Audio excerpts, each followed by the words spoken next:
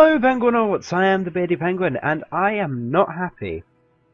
I am not happy at all because Agonarch, CEO of Agonarch Industries, took it upon himself to blow up my spy satellite just after I liberated it from tape. Now yes, I know I stole it, so it wasn't technically my satellite, but I put effort into nicking that, and also stealing a satellite from the Nazis is perfectly excusable. Plus, it's good for the environment. Blowing a satellite up and ejecting tons of debris into space, that's not good for the environment. That debris would hit an old lady a few years down the line, and then how will you feel, Agonarch? How will you feel? Anyway, so this episode, I want to try and reach a diplomatic settlement with Agonarch because he has a communications satellite, and I don't want a war on two fronts. I don't want to blow this up. I believe he was acting on false intelligence that it was still Tape's satellite. And I don't think he wants a war on two fronts either. See, I've got war looming with Tape. He's already declared war on Brian.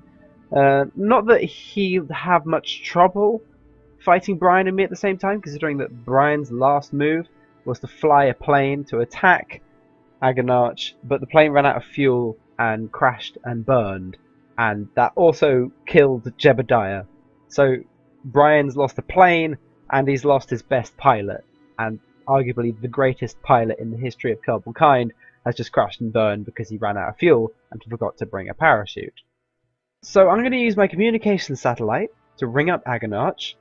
I'm going to ask for a peace settlement of some form, hopefully in my favour. I'm going to try and use the incident as a bit of leverage, and then I'll be safe from Agonarch while I'm dealing with Tape, and he'll probably go for it because then he'll be safe from me while he's dealing with Brian. I would also love to make an alliance with Twitchi, but he doesn't have a communication satellite, so I can't ring him up.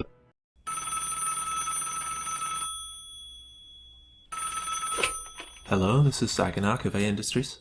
CEO of Agonarch Industries, in light of your recent incursion into Penguinaut territory, would you agree to a complete cease of hostilities between our nations until the territorial Arctic Protection Entente has fallen? Well, I'd argue whether an incursion into your territory had happened. After all, the satellite was engaged only after it had been spotted crossing AI borders.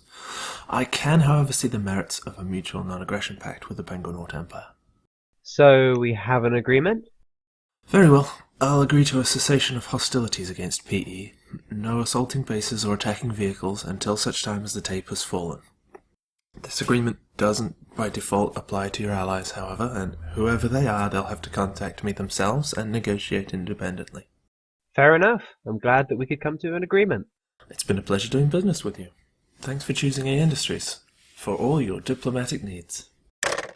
So, after our delightful conversation with Agonarch, it's time to launch a spy satellite. Now, I'm going to keep up with the Greek god naming theme. I think it's a good theme, actually.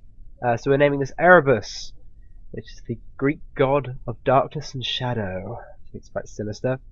And also, it doesn't give away the fact that it is obviously a spy satellite.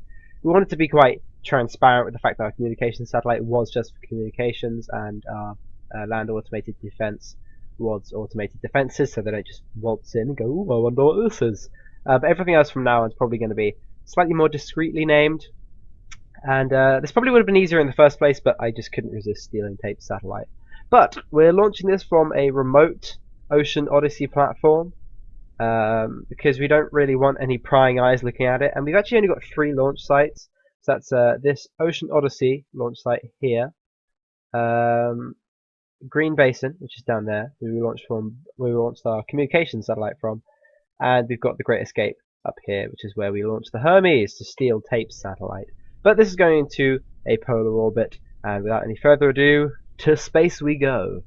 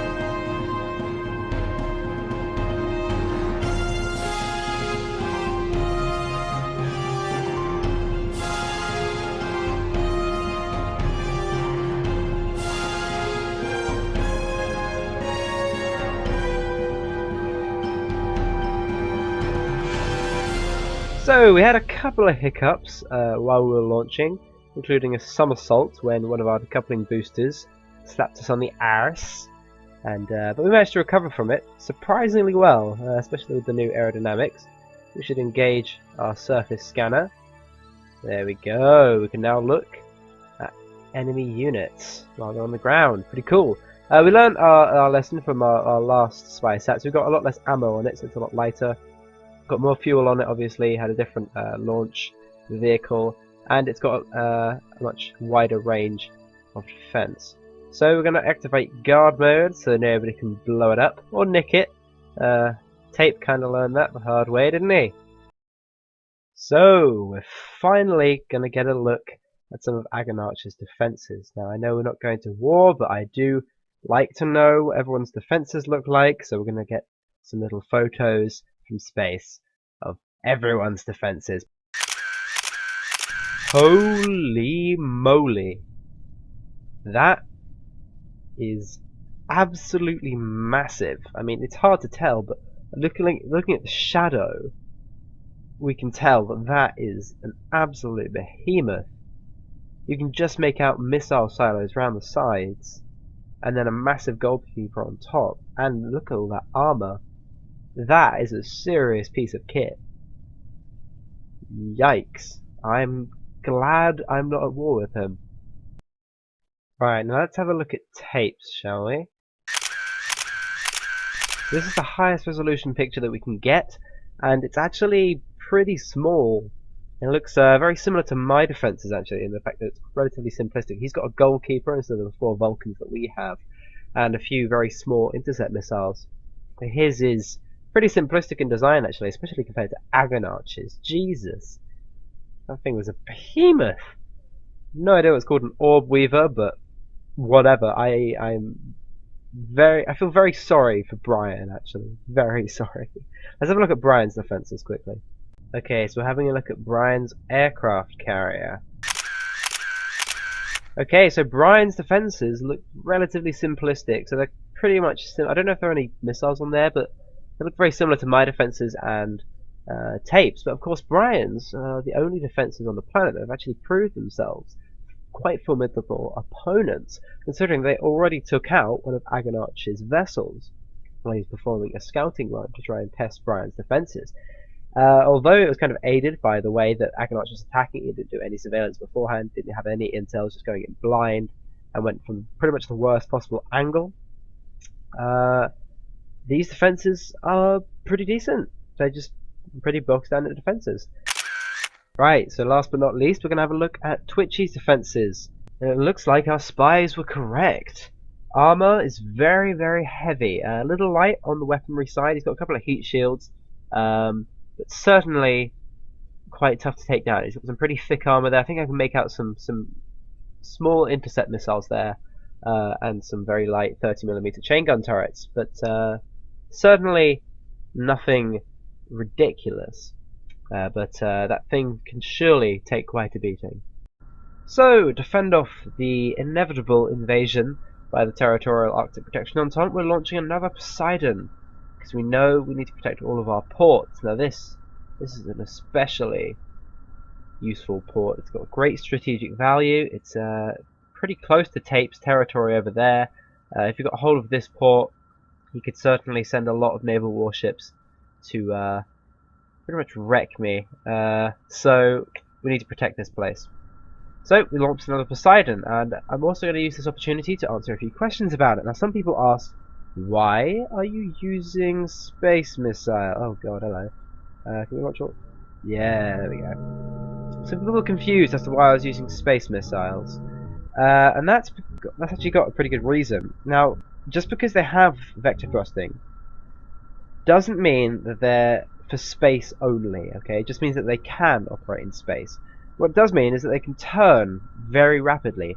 Now, since we're launching these all upwards, okay, our enemy could be in any direction. Now, a normal missile that's small enough to fit in here, which is this or the very basic intercept missile, the intercept missile couldn't turn fast enough to take out, say, a naval warship on the horizon. It would end up flying over there before running out of fuel.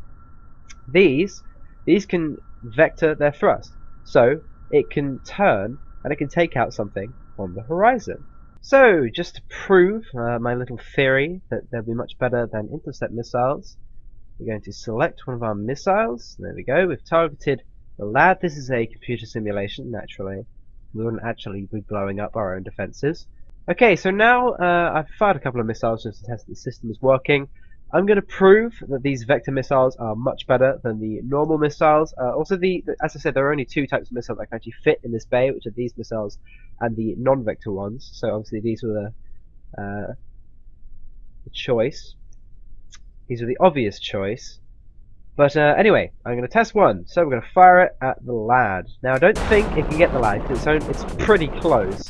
But I think it should be able to get it. Oh, there we go. We've got another one which has targeted it. And how far away is it landing? Ah, there. Okay, so they go up, they run out of fuel, so they get pretty high, and they vector their way down. So it looks like the closest it can get is about a kilometer. Since it's got about a 5-kilometer range, it should be fine. A normal missile, however, wouldn't be able to do that. A normal missile would just run out of fuel, like those missiles have, but it would just keep going, and it would never be able to hit something approaching from any direction.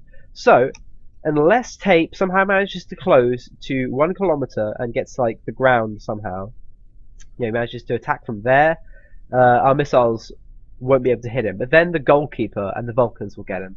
So that's just showing you how the HE-KB1 missiles were definitely the missile of choice. Thank you for watching, and I'll see you all next time. Let's hope we don't get invaded by tape in the meantime.